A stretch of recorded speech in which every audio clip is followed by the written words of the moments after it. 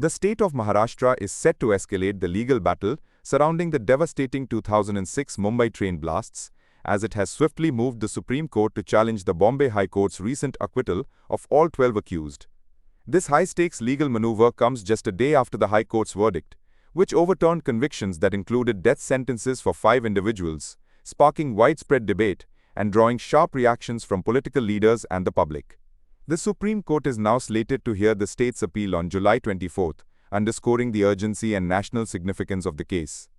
On July 11, 2006, Mumbai, the bustling financial capital of India, was rocked by a series of 7 coordinated bomb blasts within a span of just 11 minutes during the evening rush hour. Improvised explosive devices, IEDs, primarily planted in pressure cookers, ripped through the first-class compartments of local trains on the western line of Mumbai's suburban railway network. The attacks claimed a tragic 188 lives and left 829 people injured, leaving an indelible mark on the city's collective memory. The initial investigation was spearheaded by the Maharashtra Anti-Terrorism Squad, ATS. Within 4 months, the ATS arrested 13 men, alleging that the attacks were orchestrated by former members of the Banned Students Islamic Movement of India, SIMI, with logistical support from the Pakistan-based Lashkar-e-Taiba, LET. The ATS claimed that 12 Pakistani nationals had infiltrated India to provide explosives and training to the accused. However, these claims later faced significant scrutiny in various judicial proceedings. In 2015, a special court constituted under the Maharashtra Control of Organized Crime Act, MCOCA, delivered its verdict. It convicted 12 of the 13 accused, handing down death sentences to 5 individuals and life imprisonment to the remaining 7. One accused, Abdul Wahid Din Mohammad Sheikh, a schoolteacher who had consistently maintained his innocence and refused to confess, was acquitted by the special court. The trial court's judgment heavily relied on confessional statements extracted from the accused and other supporting evidence presented by the prosecution. The convicted individuals subsequently filed appeals before the Bombay High Court, challenging their convictions and sentences. The appeals remained pending for several years, during which one of the 13 accused passed away in prison. On July 21, 2025, a division bench of the Bombay High Court, comprising Justices Anil S. Kilor and Shamsi Chandak, delivered a comprehensive 400-page judgment that acquitted all 12 accused.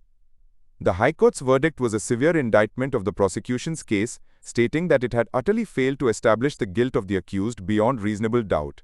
The court found numerous procedural lapses, unreliable evidence, and grave violations of constitutional rights throughout the investigation and trial. Flawed confessional statements.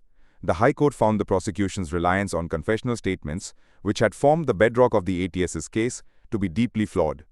The court observed that many of these confessions recorded between October 4 and 25, 2006, bore telltale signs of being cut copy-paste reproductions and raised strong suspicions of having been extracted under coercion and torture. Several accused had retracted their confessions during the trial, alleging brutal torture in custody, and the High Court found these claims credible in light of procedural violations. The court highlighted that the accused were not informed of their right to consult their lawyers before confessing, despite being represented by advocates on record, a violation of their fundamental rights. The court went as far as to term the torture of one of the accused as barbaric and inhuman. Unreliable eyewitness testimony. The court cast serious doubt on the credibility of eyewitnesses, including 2 taxi drivers and a few train passengers, who claimed to have seen the accused planting the bombs. Their testimonies were recorded more than 100 days after the incident, and their identification parades were conducted 4 years later, which the court found unreliable. Furthermore, the test identification parades themselves were conducted by officials not authorized under law. The High Court noted that it was very abnormal for witnesses to identify accused after such a long gap, particularly when they had remained silent for extended periods. Inadmissible material evidence. Material evidence, such as recovered RDX, circuit boards, pressure cookers, soldering guns, and maps, was also deemed inadmissible.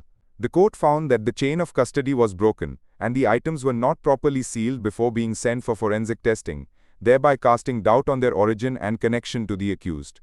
The High Court specifically noted the prosecution's failure to establish the type of explosives used, stating that circuit boards recovered from 2 accused were of no help to the prosecution.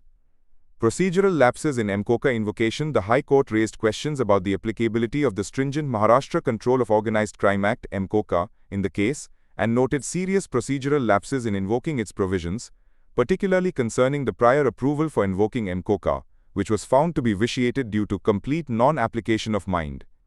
Deceptive closure. The High Court's judgment concluded that the prosecution's case created a deceptive closure that undermined public trust and falsely reassured society, while allowing the true culprits to remain at large. The court emphasized that punishing the actual perpetrator of a crime is a concrete and essential step toward curbing criminal activities, upholding the rule of law, and ensuring the safety and security of citizens. But creating a false appearance of having solved a case by presenting that the accused have been brought to justice gives a misleading sense of resolution. The Bombay High Court's acquittals immediately triggered strong reactions from the Maharashtra government. Chief Minister Devendra Fadnavis termed the verdict shocking and vowed to challenge it in the Supreme Court. True to its word, the state, through the Maharashtra Anti-Terrorism Squad (ATS), wasted no time in filing a special leave petition (SLP) before the Supreme Court. On Tuesday, July 22, 2025, Solicitor General Tushar Mehta, representing the Maharashtra ATS, made an urgent mention before Chief Justice of India B.R. Gavai and Justices K. Vinod Chandran and N.V. Anjaria, seeking an expedited hearing of the appeal. Mehta emphasized the gravity of the matter, particularly since reports indicated that 8 of the 12 acquitted individuals had already been released from prison following the High Court's judgment. The Chief Justice agreed to list the case for hearing on Thursday, July 24, acknowledging the urgency. The state's challenge in the Supreme Court is expected to argue that the High Court erred significantly in reversing the trial court's judgment. The appeal will likely contend that the High Court misappreciated the evidence, particularly concerning the confessional statements, eyewitness testimonies, and material recoveries. The state will seek a stay on the High Court's acquittal to prevent the further release of the accused and to ensure that justice is served in one of India's most horrific terror attacks. Judicial scrutiny of terror investigations. This case will once again bring the investigative procedures in terror cases under sharp judicial scrutiny. The Bombay High Court's detailed observations regarding torture, procedural lapses, and unreliable evidence highlight persistent concerns about due process and fair trial in such sensitive matters. The Supreme Court's decision will have a significant bearing on how terror-related cases are investigated and prosecuted in India moving forward. Credibility of investigating agencies. The High Court's verdict has dealt a significant blow to the Maharashtra ATS, which had investigated the case. The Supreme Court's examination of the appeal will further assess the credibility and efficacy of their original investigation. Victims' rights and justice. For the victims and their families, the acquittals have reopened old wounds and raised questions about justice. The Supreme Court's intervention offers a renewed hope for a definitive resolution and for accountability for the perpetrators of the heinous blasts. Precedential value. The Supreme Court's eventual judgment will set an important precedent for future cases involving similar challenges to evidence, confessions, and procedural safeguards in criminal law, especially those under stringent anti-terror legislation like MCOCA.